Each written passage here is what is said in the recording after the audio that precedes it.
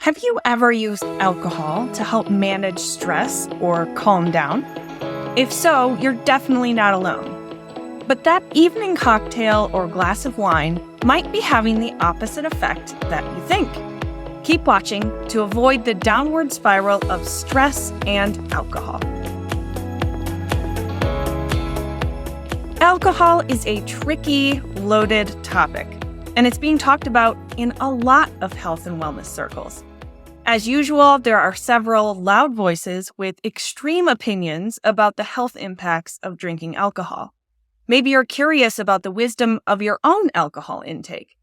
Recent polling suggests that 34% of Americans are trying to drink less, which is part of the reason I'm chiming in with some data and a little bit of science so that you can make an informed decision about the role that alcohol plays in your life.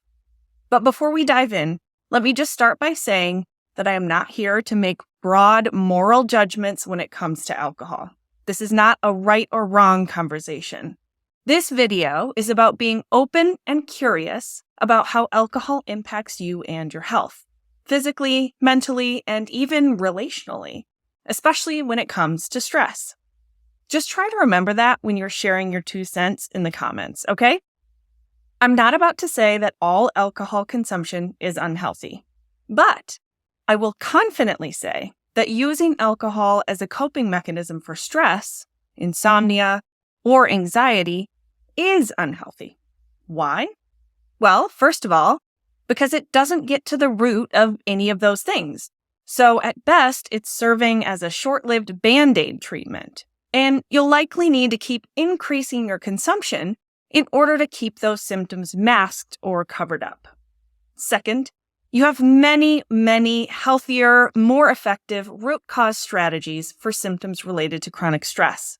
You'll find many of my favorites in the Stress Better Starter Kit, a free resource you can find linked in the show notes of this video. But most importantly, this strategy is unhelpful because it can actually make stress worse.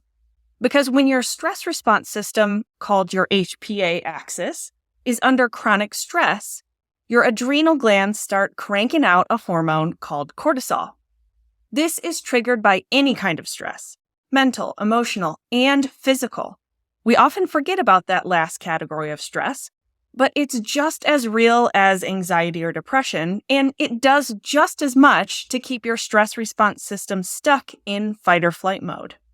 This means that stressors like blood sugar problems, hormone imbalances, digestive issues, carrying too much body fat, drinking too much caffeine, and even not eating your 5 servings of non-starchy veggies each day can trigger your body's chronic stress response and therefore increase cortisol production.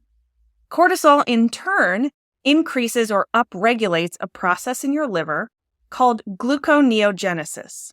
This process means that your liver is actively making sugars and kicking them into your bloodstream. This causes your pancreas to increase your insulin levels in response to all that new sugar floating around in your blood. If gluconeogenesis keeps going over a long period of time, your insulin receptors on your cells can lose sensitivity to insulin, and you can develop metabolic syndrome and type 2 diabetes. This is how cortisol can seriously mess up your blood sugar. Cortisol also increases the overall metabolic burden on the liver. That means the liver has to work harder to produce energy, detox your blood, and make bile for digestion. Studies show that chronic cortisol elevation can also increase the development of liver inflammation and fatty liver disease, which eventually turns into liver cirrhosis, where the liver is scarred and damaged to the extent that it no longer functions to detox your blood.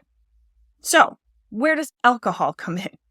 Well, alcohol consumption and intoxication increases cortisol production too, making it a double whammy for your liver and HPA axis.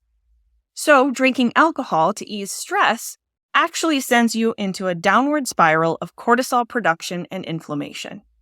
Yes, drinking alcohol may seem to temporarily relieve the mental and emotional symptoms of stress and anxiety, but it's actually perpetuating chronic stress physically. And here's the extra wicked part. This increase in cortisol actually makes drinking alcohol more pleasurable, which further perpetuates a vicious cycle of alcohol consumption, cortisol production, and liver stress. This is one of the ways that alcohol can be habit-forming and addictive. See why it's counterproductive to drink alcohol to relieve stress? Here are a few other facts about alcohol's impact on your health that you might want to know about. According to a 2018 study in The Lancet, after age 40, every extra drink beyond 100 grams per week of alcohol, which is about 1 drink per day, can rob you of 30 minutes of lifespan, which doesn't sound like much, but really adds up. Alcohol can cause infertility because it increases the risk of ovulatory factor, which impacts the normal release of an unfertilized egg by the ovary every cycle. Alcohol pokes holes in the gut wall, creating gut hyperpermeability, commonly known as leaky gut, which is related to autoimmunity, digestive disorders, allergies, and more chronic conditions. Alcohol also messes with your microbiome, adding to those gut issues. There's an increased risk of endometriosis among drinkers compared to non-drinkers, and studies show that alcohol increases the risk of developing fibroids. In a landmark study published in JAMA, researchers found that 1 drink per day increases risk of breast cancer by 11%. Do these isolated studies mean that alcohol is bad for you, period? That you should never touch a drop? It depends. There are certainly research studies showing that the polyphenols in a glass of red wine are good for your cardiovascular system. And the Mediterranean diet, one of the most well-studied diets for longevity and overall well-being, does allow moderate red wine consumption. But if you have endometriosis and are trying to get pregnant, maybe alcohol isn't right for your situation. So, what's a person to do with all of this information? Many people are moving towards sobriety, avoiding alcohol entirely. In response, restaurants and bars have started expanding their offerings of non-alcoholic drinks, and you can fairly easily get your hands on non-alcoholic beer, hop teas, bitters and soda, and a plethora of low-sugar canned mocktails at your local liquor or grocery store. Not sure you're ready to quit alcohol altogether? Consider limiting the quantity of alcohol you consume to 1 drink per day or less, and avoid binge drinking, which is defined as drinking 5 drinks or more in 2 hours for men, or 4 drinks or more in 2 hours for women, because women generally process alcohol more slowly than men. That might sound like a lot at first, but think about this. 1 drink equals 5 ounces of wine, which means there are about 5 drinks in a standard bottle of wine. If you do decide to continue enjoying alcohol, it's a great idea to take extra good care of your liver, especially if you have a family history or personal health history of alcohol addiction, liver disease, cardiovascular disease, or diabetes. A good place to start is with your food choices. The antioxidants in colorful fruits and veggies help counter the harmful effects of alcohol. Some good ones are carrots, tomatoes, and berries. Polyphenols are plant-based nutrients that support liver health and are found in celery, onions, kale, grapes, Brussels sprouts, citrus fruits, cacao, and tea. Sulforaphane boosts production of glutathione, the queen detoxifier that protects the brain and the body. Cruciferous veggies support sulforaphane, so make sure you're getting enough cabbage, cauliflower, and broccoli in your diet. And don't forget onions, garlic, and leeks, as they help your body make more glutathione. If you don't tolerate these veggies digestively, or you have a difficult time getting enough quantity in your diet, most of us do, you can take a supplement with concentrated brasinase to help support sulforaphane production. EGCG, epigallocatechin gallate, is an active ingredient in green tea. It has also been shown to induce glutathione production and help liver enzymes involved in detoxification and eliminating oxidative stress. If you want an extra boost of liver protective nutrients, consider supplementation. N-acetylcysteine, or NAC, helps protect the liver from damage and helps your body produce more glutathione. Milk thistle has been shown to decrease liver inflammation and lower blood glucose in diabetic patients. I've even seen it reverse fatty liver disease in my clients.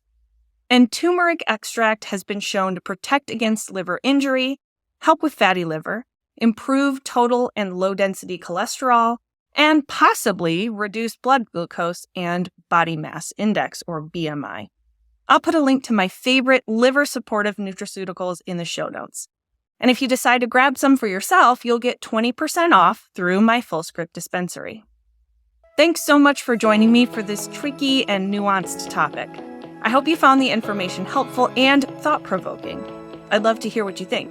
But like I said at the beginning, this video is not about making moral judgments or right versus wrong arguments about alcohol. So please keep that in mind when you're sharing your thoughts and experiences in the comments. And be sure to check out the resources in the video description. There are so many ways to cope with chronic stress that don't lead to additional stress on your liver, heart, and the rest of your body. So be sure to sign up for your free Stress Better Starter Kit. Thanks again, and stay tuned for more functional medicine goodness coming right up. We'll see you in the next video.